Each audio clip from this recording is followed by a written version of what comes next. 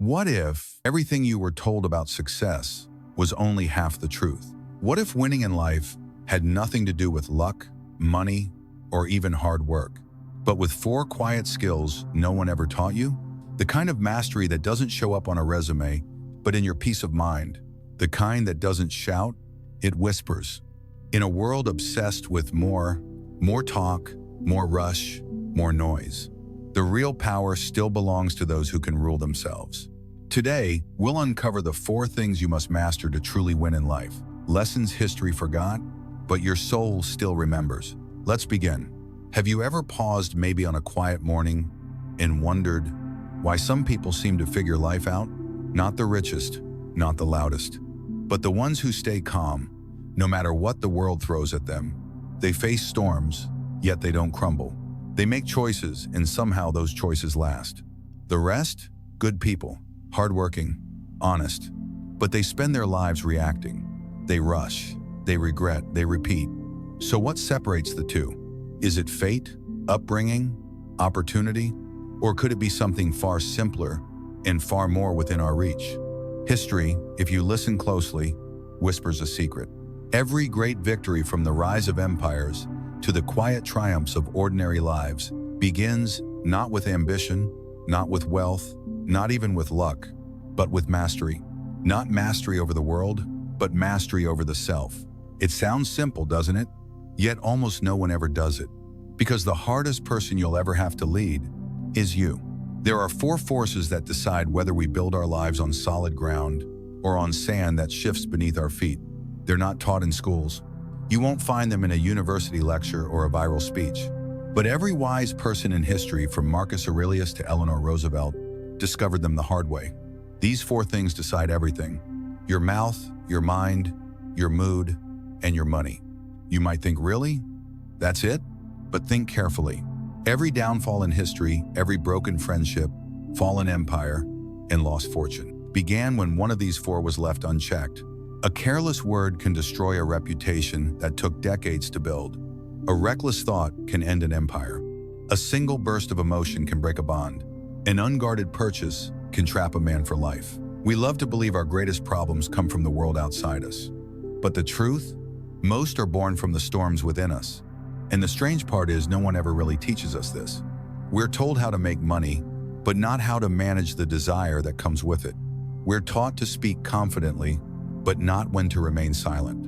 We're told to follow our hearts, but not how to master them. So we walk through life, driven by habits we never examined, and surprised when they lead us back to the same pain again and again. But imagine this: if you could control your words before they wound, guide your thoughts before they wander, calm your emotions before they explode, and direct your money before it directs you, what would your life look like? That is mastery. And it's not about perfection. It's about power, quiet, steady, invisible power. Because the moment you master yourself, you stop living by chance and start living by choice. Throughout history, the people we call lucky were usually the ones who understood these four forces, even if they couldn't name them. They knew when to speak and when to stay silent. They trained their minds to think, not just react. They made emotion their servant, not their master. And they treated money not as a god, but as a tool. The Stoics knew this truth. So did Machiavelli, Lincoln, Churchill, and countless others who faced chaos and learned that the greatest empire a person can ever rule is the one inside themselves. So here's the question: when did we forget that?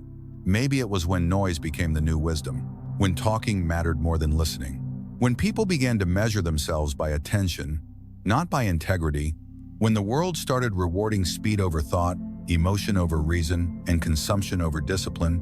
But those who last, those who win in life, always circle back to these four. They learn to govern themselves like a kingdom. Because if you can rule your words, your thoughts, your moods, and your spending, you can rule your destiny. The next few minutes may challenge everything you've been told. Because the truth about winning in life isn't glamorous. It isn't loud. It's patient, disciplined, almost invisible to the eye. Yet once you see it, you can never unsee it. So let's start where most fail, with the first test of mastery. The one that's destroyed more friendships, more opportunities, and more empires than war itself. It begins with the mouth. The first weapon of the wise and the first trap of the unguarded. They say words are free, but the wrong ones can cost you everything. Think about it. How many friendships have vanished, not from betrayal, but from a single sentence spoken in anger? How many marriages fractured because one person couldn't hold their tongue? How many leaders respected for decades lost it all in one careless moment, one remark they could never take back? History remembers many things, battles, inventions, revolutions, but behind them all lies something quieter, the power or the failure of restraint. In ancient China, emperors trained in silence before they were allowed to rule. The Stoic philosopher Epictetus warned, "Let silence be your general rule, or say only what is necessary and in few words." And in the halls of politics, from Churchill to Lincoln, the greatest victories weren't always won by speaking, but by waiting. Yet here we are, in a world that worships noise. A world where everyone has something to say, and very few have something to mean. But life, real life, the kind you build with care and wisdom, rewards those who master their mouths. Because every word you speak is a seed. Some grow into trust, understanding, and love. Others grow into conflict, regret, and loss. The tongue is a strange weapon. It cuts without blood. It kills without crime. It can comfort a grieving soul or destroy one that trusted you. Ask yourself, how many times have you spoken when silence would have saved you?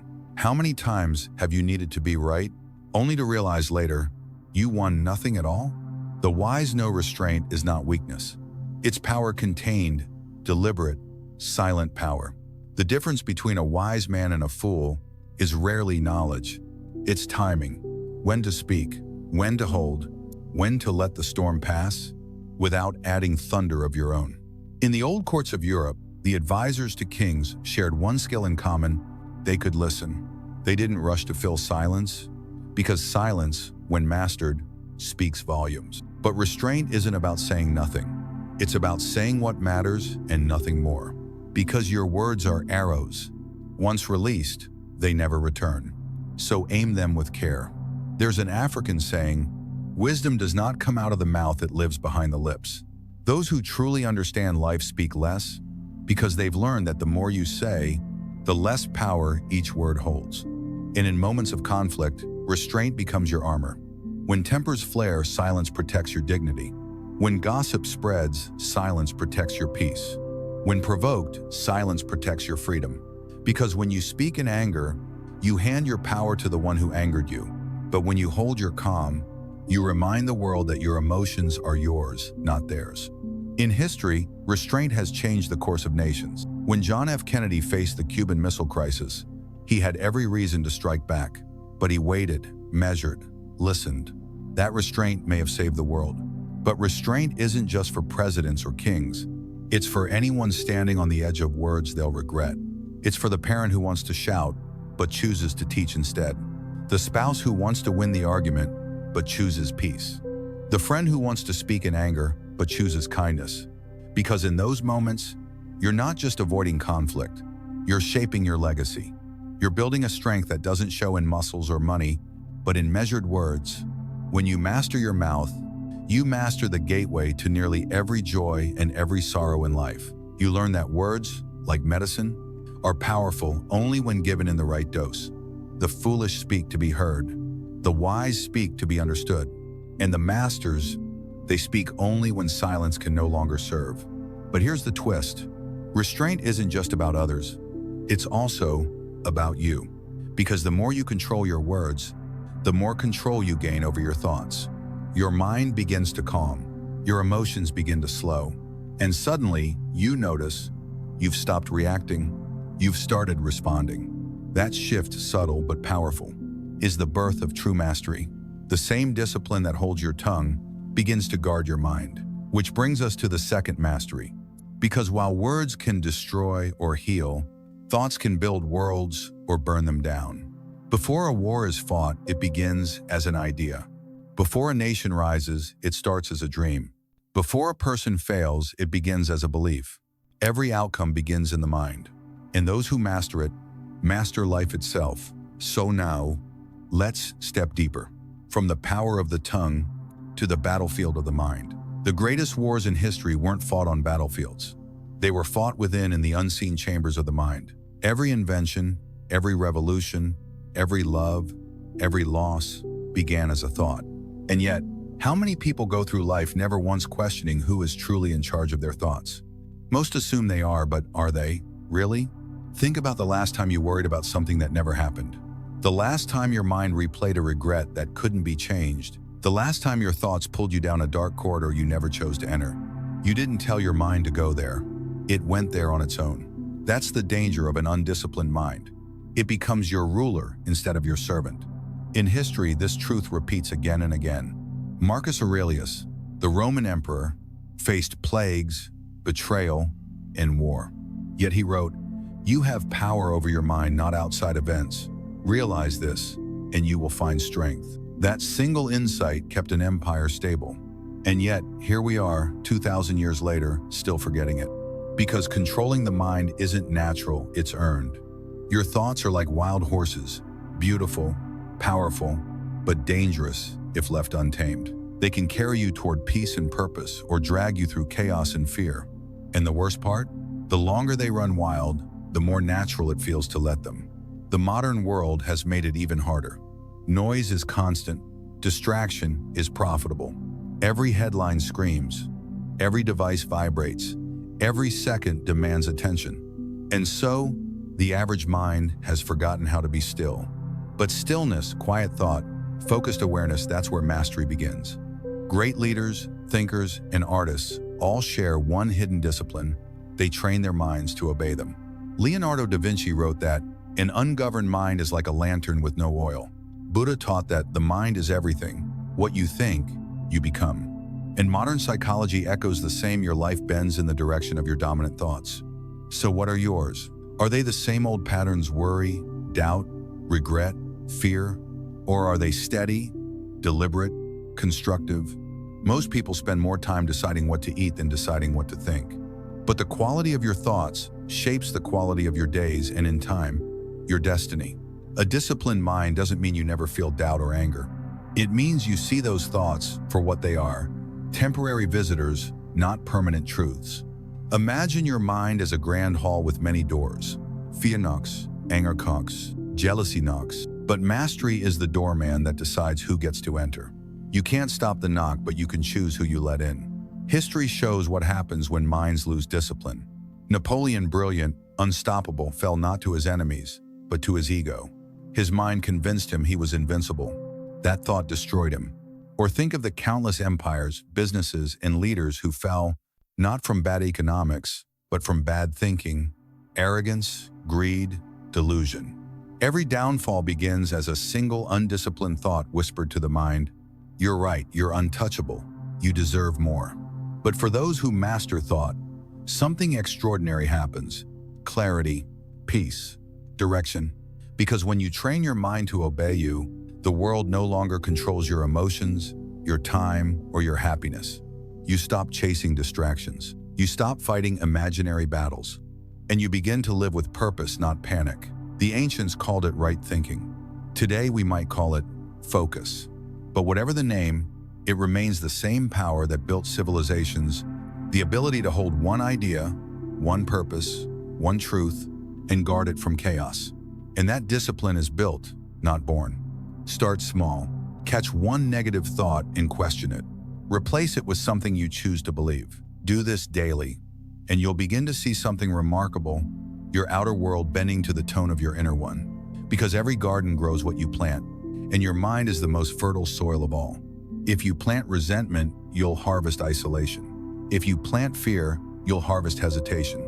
But if you plant calm, gratitude, and focus, you'll harvest peace. Now, imagine this kind of mind in motion: calm under stress, deliberate in choice, immune to manipulation. That's power, real power. The kind that cannot be bought, borrowed, or taken away. And yet, mastering the mind is not the end, it's the bridge. Because even a calm mind must guard against its oldest enemy, emotion. Emotion is the fire of life. It gives color, warmth, and movement. But uncontrolled, it can burn everything you've built. So the next test of mastery lies there in the storm of the heart. The mind can plan, the mouth can speak. But when emotion takes command, reason vanishes and chaos begins. The strongest minds in history weren't the ones that felt less. They were the ones that felt deeply but remained steady. So now, let's step into the most dangerous and beautiful battlefield of all, the human heart. They say a man can command armies, build empires, and bend nations, yet lose everything because he couldn't command himself for 5 minutes. Emotion is the oldest empire within you. It ruled you long before you learned to think. And unless you learn to govern it, it will rule you until your final breath. Every war, every betrayal, every ruined relationship beneath them all lies in emotion that was never mastered. Anger, pride, fear, envy, or desire. But emotion isn't the enemy. It's the raw material of life. Without emotion, there is no art, no love, no courage. Yet ungoverned emotion turns heroes into tyrants and friends into strangers. Think about it. How many moments in history turned because of one mood? A king's rage that started a war, a general's fear that lost a battle, a merchant's greed that collapsed a market. All because emotion whispered, "Act now," and reason never got the chance to speak. The truth is, most people don't live their lives, their moods do. They wake up happy, and the world is beautiful. They wake up irritated, and the world is cruel. Nothing outside has changed, only the weather inside them. That's not living, that's drifting. A life driven by emotional tides will never reach a chosen shore. But imagine being still while storms rage around you. Imagine your heart calm even as the world trembles. That right there is command, the rarest power known to man. The Stoics of Rome practiced it. So did the monks of the East. And every great leader who ever faced chaos and refused to lose control, they understood a truth most never learn. The moment you let emotion decide, you surrender control. When someone insults you, your mood wants revenge. When life disappoints you, your mood wants despair. But mastery begins in that pause when you feel the wave, but don't ride it. That pause is power. That silence between feeling and action, that's where kings are born. The Bible called it slow to anger. Philosophers called it temperance. Today, we call it emotional intelligence. Different words, same truth. Rule your emotions, or they will rule you. It's not about being cold, it's about being contained. A calm sea doesn't lack depth, its depth is steady. Some fear emotional control because they think it means living without feeling. No, it means feeling without drowning, having emotion without being had by it. The ancients said, "A man who cannot be provoked cannot be controlled." Think about that. When you lose your temper, who wins? When you lash out, who gains power? It's never you. The one who stays calm in chaos becomes the anchor others cling to. The world follows stillness, it always has. In war, soldiers look to the calm commander. In crisis, families turn to the steady one. In fear, people follow the unshaken. Be that presence. The one who doesn't break when others shatter. The one whose quiet becomes strength. History has proven it. Winston Churchill faced nights when Britain stood alone, bombs falling, hope fading. Yet his composure, his controlled fire, held a nation together. He once said, "Kites rise highest against the wind, not with it." Emotion is your wind. Control it, and you rise. But here's the darker truth. Many people cling to their emotions because they secretly love them. They love their anger, it makes them feel alive. They love their sadness, it brings sympathy. They love their pride, it hides their fear. Mastery demands you let go of these hidden comforts. You cannot control what you refuse to release. To master your mood, practice emotional fasting. When anger calls, don't answer. When sadness tempts you to stay still, move anyway. When pride whispers, prove them wrong, smile, and stay silent. That's not weakness, that's strength, that's command. Over time, something changes. The waves calm, the storms shorten. You stop depending on perfect circumstances to feel peace. You carry it with you everywhere you go. Because when your mood is steady, your mind grows clear, your words become measured, and your decisions unshakable. And yet, there remains one final test. One mirror that exposes all your discipline. You can master your mouth, your mind, and your mood, but if you cannot master your money, you remain a servant to the world. Money doesn't change who you are, it amplifies it. It is the outer reflection of your inner order. And that brings us to the last battlefield, the one that has humbled kings, seduced saints, and decided the fate of nations. The test of wealth? Money.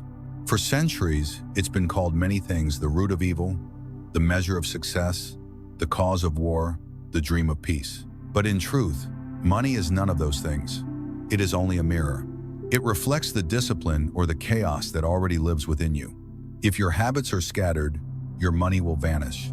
If your mind is calm, your wealth will grow quietly, steadily, predictably. Every empire in history, from Rome to Wall Street, has followed the same rule. Contrôle crée prospérité. Impulse destroys it. And yet look around today. The world tells you to spend before you think, to want before you earn, to live as if tomorrow will never come. Billboards scream urgency. Screens flash temptation. Every voice says, you deserve it. But that's not freedom, that's debt disguised as desire. Real freedom isn't having more, it's needing less.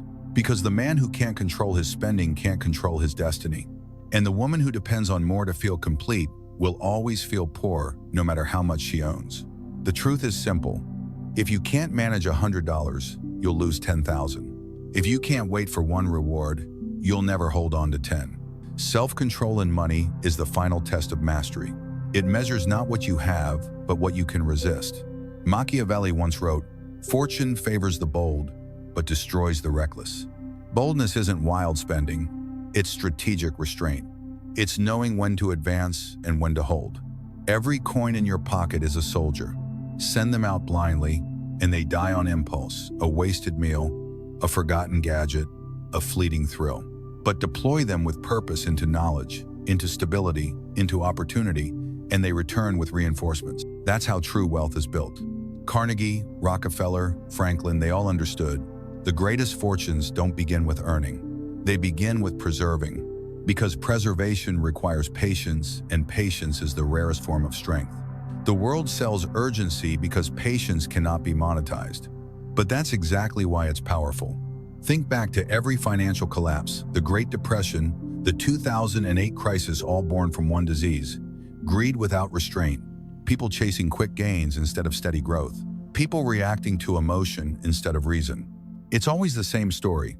The fever rises and the fall follows. But those who stayed calm, those who waited, those who saved, they endured.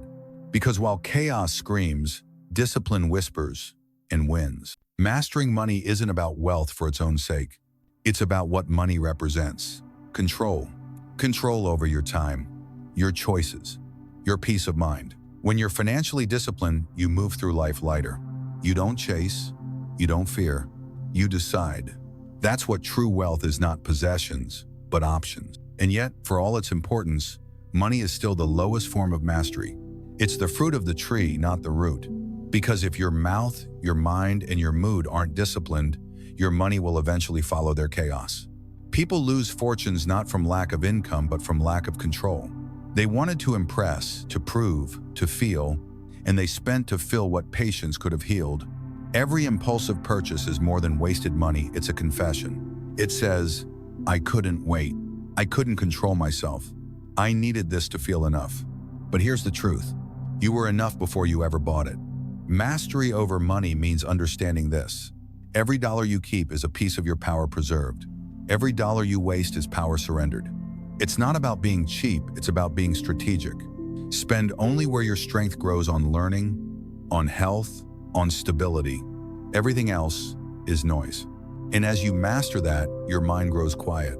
Because once money is mastered, it stops being a source of stress and becomes a silent, obedient tool. That's when the circle completes itself. You spoke with discipline, your mouth served you. You thought with clarity, your mind guided you. You felt with control, your mood stabilized you. And now, you act with restraint, your money protects you.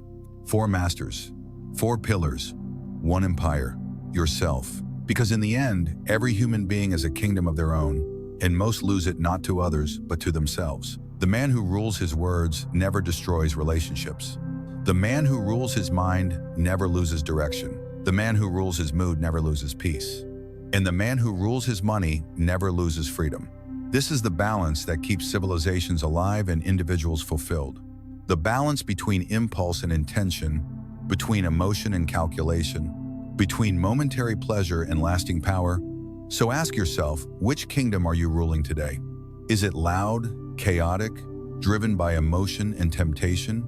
Or is it calm, steady, built on thought, patience, and control? Because when you master these four, your mouth, your mind, your mood, and your money, you stop playing the world's game. You begin to play your own. And that right there is where freedom begins. So now you know the secret. Winning in life was never about having more. It was about being more. Speak with care. Think with clarity. Feel with calm. Spend with wisdom. And remember, you don't have to be loud to be powerful. You just have to be in control. If this message touched you or reminded you of something true, take a moment to like, share, and subscribe. Because somewhere out there, someone you care about might need to hear this today. Thank you for watching. And remember, the greatest victory is the one within.